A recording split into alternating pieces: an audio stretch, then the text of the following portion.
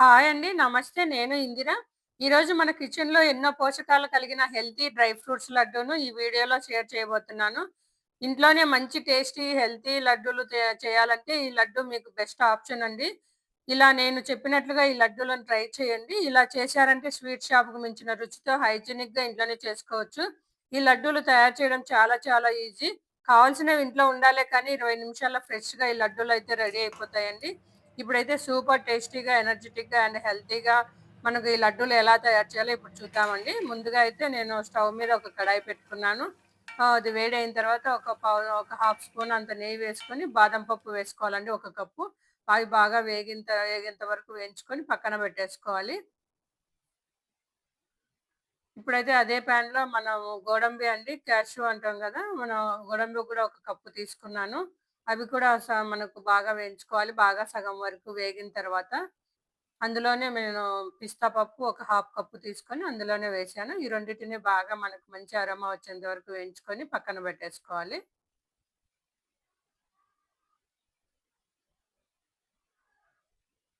ఇప్పుడు అదే ప్యాన్‌లో నేను ఒక హాఫ్ స్పూన్ అంత మళ్ళా నెయ్యి వేసుకొని డ్రై అంజూర్ ఉంటాయి గదండీ! అవన్నీ చిన్న చిన్న ముక్కల్లాగా కట్ చేసి నేను నెయ్యిలో వేసి వేయించుతున్నాను. ఇవి అంజూర్ గూడా వేయించడం వల్ల మరింత టేస్ట్ వస్తుందండి. ఇవి కూడా వేయించుకొని పక్కన పెట్టేసుకుందాము. ఇప్పుడు అదే ప్యాన్‌లో నేను ఒక హాఫ్ కప్పు అంతా ఎండు ద్రాక్ష తీసుకున్నానండి. ద్రాక్ష ఇవి గూడా కొంచెం లైట్‌గా అట్లా మనం వేయించుకొని పక్కన పెట్టేసుకోవాలి. ఒక్కొక్కటిగా వేయించుకోవడం వల్ల మంచి టేస్ట్ ఉంటదండి. ఒకటి వేగి, ఒకటి వేగక ఉంటాయి కాబట్టి అన్నీ. అలా కాకుండా ఒక్కొక్కటిగా వేయించుకుంటే మంచి టేస్ట్ ఉంటుంది. ఇప్పుడైతే వేరే ప్యాన్ పెట్టుకొని అందులో ఒక 2 స్పూన్స్ అంట గసగసాలు వేసుకొని కొంచెం వెచ్చగా అయిన వెంటనే పక్కన పెట్టేసుకోవాలి. అదే ప్యాన్‌లోనే ఇప్పుడు నేను ఒక 3 విత్తనాలు తీసుకున్నానండి. గుమ్మడి విత్తనాలు, సన్‌ఫ్లవర్ సీడ్స్, ఫ్లాక్స్ సీడ్స్. ఈ మూడిటిని 2 స్పూన్స్ చొప్పున వేసుకొని ఇవి కూడా వేయించుకొని పక్కన పెట్టేసుకోవాలి. వీటన్నిటిని మంచి వాసన వచ్చేంత వరకు వేయించుకొని పక్కన పెట్టేసుకోవాలండి. అవి చల్లారేంత వరకు పక్కన పెట్టేసుకొని ఇప్పుడైతే లైన్ డేట్స్ తీసుకున్నాను. డేట్స్ వేయడం మనం బెల్లం గానీ, షుగర్ గానీ ఇలాంటివి ఏం వేయడం లేదు కదా! అలా కాకుండా మనము డేట్స్ వేసామంటే మనం చిన్న పిల్లల నుంచి పెద్దవాళ్ళ వరకు ఎవరైనా తినొచ్చనమాట. ఈ డేట్స్ అయితే లోపల సీడ్ ఉంటాయి గదండీ! ఆ సీడ్ అంతా తీసేసి ఒక్కొక్కటిగా మనం అన్నీ నేను కప్పు కొలతైతే 1:30 కప్పు తీసుకున్నాను. 1:30 కప్పు అయితే నేను వేసిన కొలతకి అన్నిటికి చక్కగా సరిపోయిందండి. వీటన్నిటిని బాగా తీసుకొని ఇప్పుడు పక్కన పెట్టేసుకుందాము. ఇప్పుడైతే ఒక చిన్న మిక్సీ జార్ తీసుకొని ముందుగా వేయించి పెట్టుకున్న సీడ్స్ ఉన్నాయి కదా! అవన్నీ మనం గ్రైండ్ చేసుకొని తీసుకొనొద్దాము. ఇప్పుడు మరీ మెత్తగా లేకుండా కొంచెం బరకగా ఉండేటట్లు వేసుకొని పక్కన పెట్టేసుకోండి ఈ పౌడర్‌ని. ఇంకొక జార్ తీసుకొని, ఆ జార్‌లో ఇప్పుడు ముందుగా వేయించి పెట్టుకున్న మనం బాదం పప్పు, క్యాషు ఇవన్నీ ఉన్నాయి కదా! అవి ఒకసారి మనం గ్రైండ్ చేసుకోవాలి. మెత్తగా కాకుండా పలుకులు పలుకులు ఉండేటట్లు మనం చేసుకోవాలండి వీటన్నిటిని.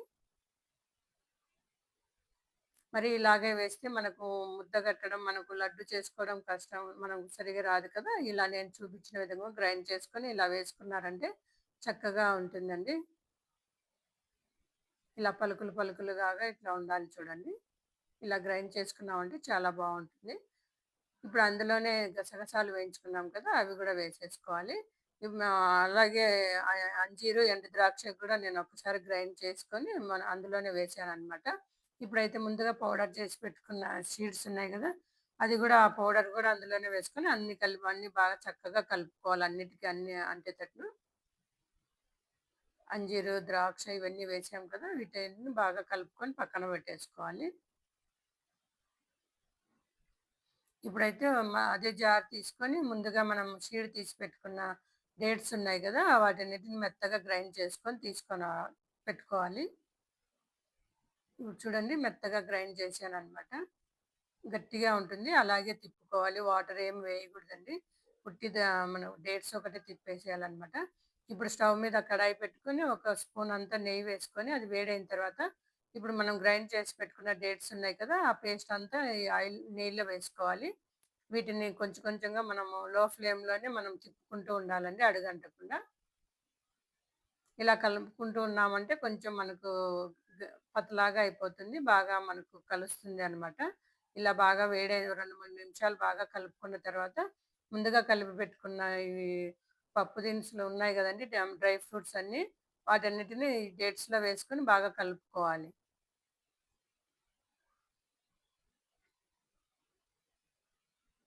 ఇలా వేడి మీదనే కలిపినామంటే చక్కగా కలుస్తాయండి. మనం స్టవ్ మీద లో ఫ్లేమ్‌లో పెట్టుకొని ఒక్క నిమిషం పాటు ఇలా అన్నీ కలిపేసుకొని స్టవ్ ఆఫ్ చేసేసి పక్కన పెట్టేసుకోవాలనమాట.